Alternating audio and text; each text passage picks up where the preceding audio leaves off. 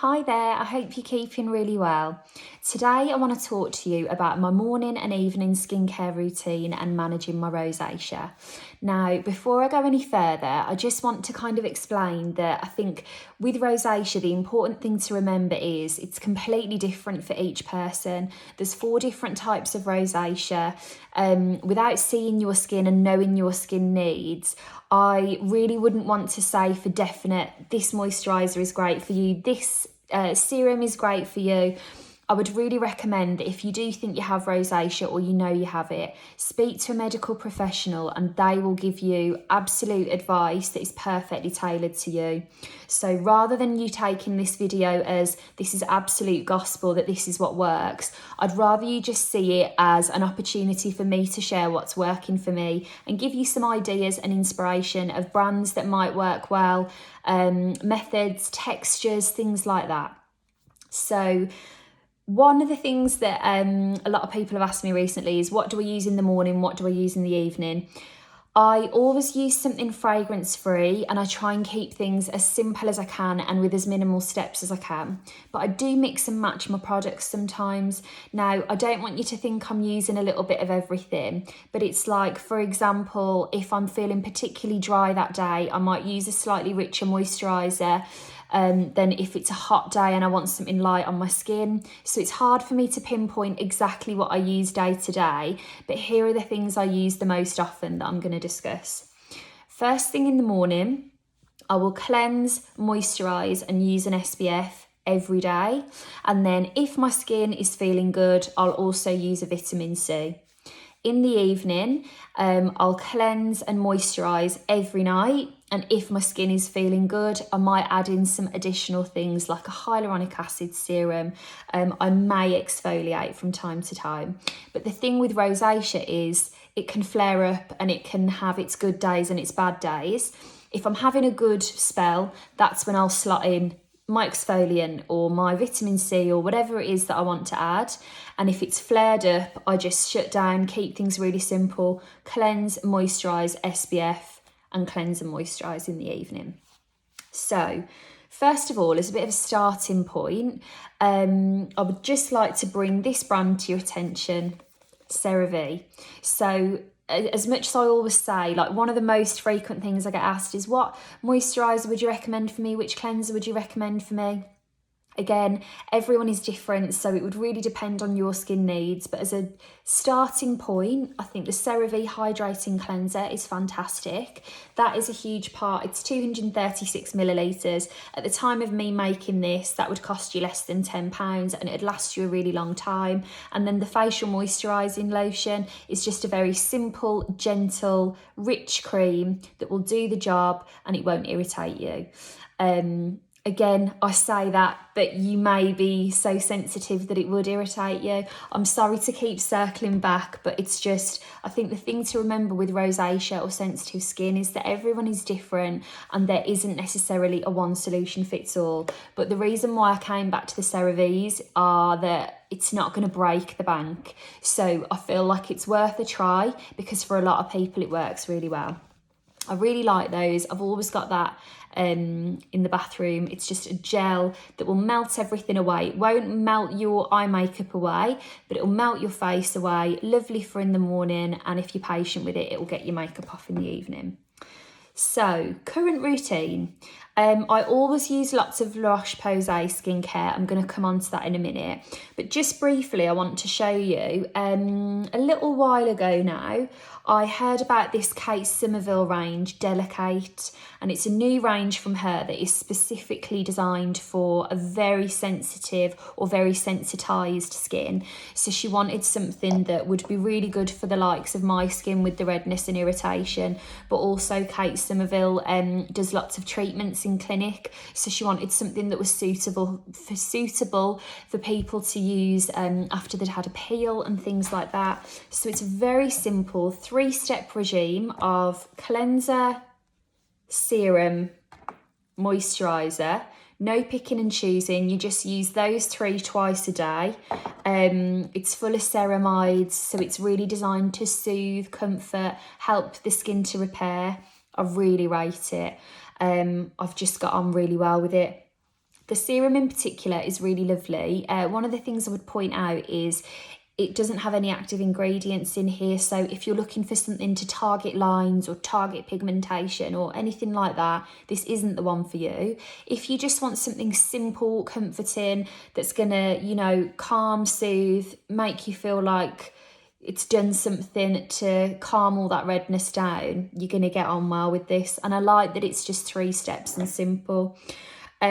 Speaking of Kate Somerville, while I'm on the topic of her, one of my first thoughts was, I wonder how that range compares to her goat milk range, which is another very popular, creamy, fragrance-free, soft range with lots of the same properties. The goat milk range, I found out last week. I was lucky to be on a Zoom call with her to learn about this range in particular. The goat milk has a natural lactose in it, so it's going to exfoliate that bit more, and it's apparently very good for the likes of eczema prone skin. So if you want that extra exfoliation, that's your one, but that might be too much for you if you are sensitive or sensitised. So this new DeliKate range is the next step down. Very creamy textures, rich, lovely. That's what I've been using. It's been working really well for me. Now, when I haven't been using that, I've been religiously using this Roche Posay routine, and I tell everyone about it. So I want to recap some of the things I really like. I've become accustomed to taking my makeup off with a cream. So that DeliKate cleanser is a cream, and this La Roche Posay, the one I use all the time, is a cream. No, it's not as quick as using an oil to take your makeup off, and I know that's a pain. I really had to adjust when I first found out I had rosacea, because some of the steps take a little bit longer, but it's worth it that they take a bit longer, because your skin will just respond so much better to these softer methods. You're going to put some of this cream all over your face. It won't take your eye makeup off. Massage it in gently, get everything off, wash it off with some water. If you really do want that flannel, ideally you're not going to use it, because it's just a little bit of extra abrasion that we can do without. If you really want that flannel, get yourself a multi-pack of micro-fibre cloths. They're just that bit softer, and they'll take everything off for you. You can use a micellar water to take your eyes off.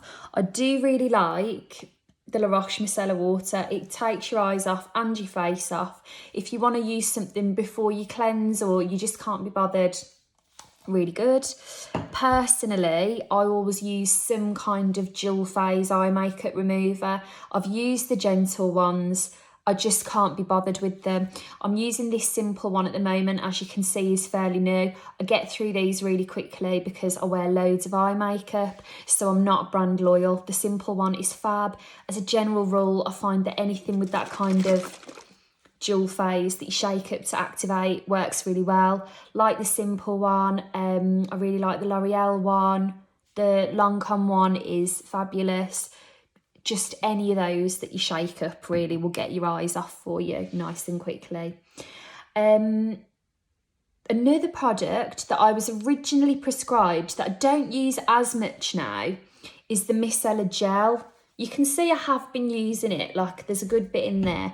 I just find that, because basically I was originally prescribed by a dermatologist to take my makeup off with this one first and then use the cream cleanser as a second cleanse. I just find if I've taken my eyes off with the eye makeup remover, the cream kind of gets it off enough for me, and I can't be bothered doing the 2 steps.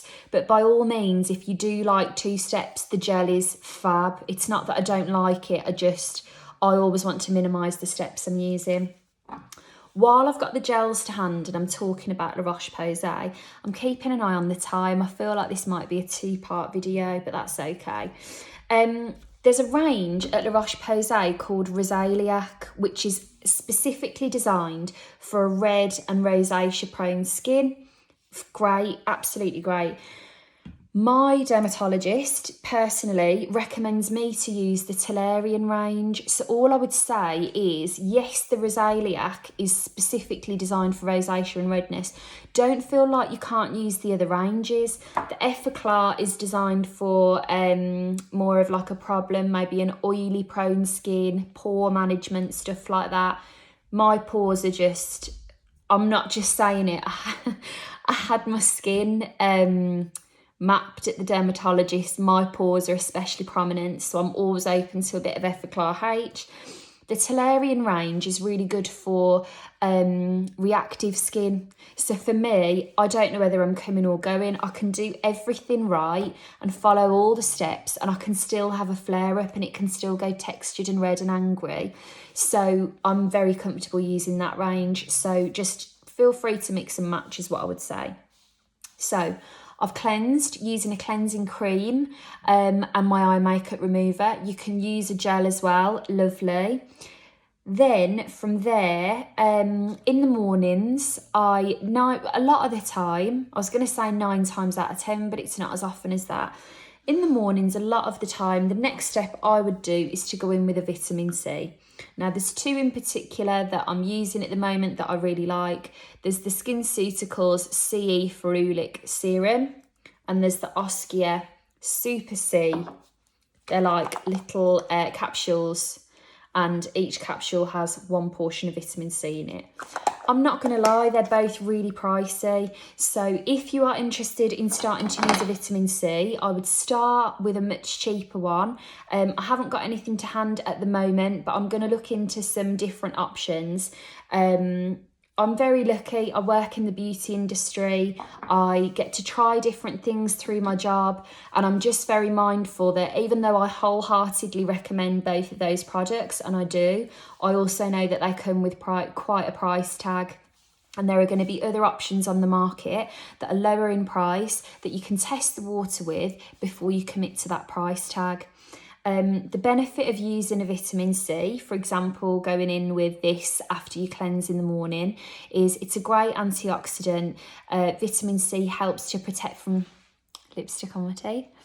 It helps to protect from free radicals, things like pollution, things like just generally the dirt and grime of being outside. It's a really great preventative measure to stop all of those things getting into your skin. But also it really, for me, helps the brightness and clarity of my skin. That serum in particular, I really noticed a glow from my skin within a few short days. Just the tone and texture of everything was that bit better. So for example, like I've got my makeup on at the moment, these areas that you can see a bit of bounce and glow from, that's the vitamin C calling into its way. So a very helpful step. However, if I'm having a flare up or I'm especially red or irritated, it's too stimulating. So if my skin is behaving and kind of as good as it can be, have I got lipstick again? I'm so sorry. If my skin is behaving, I'll go in with my vitamin C.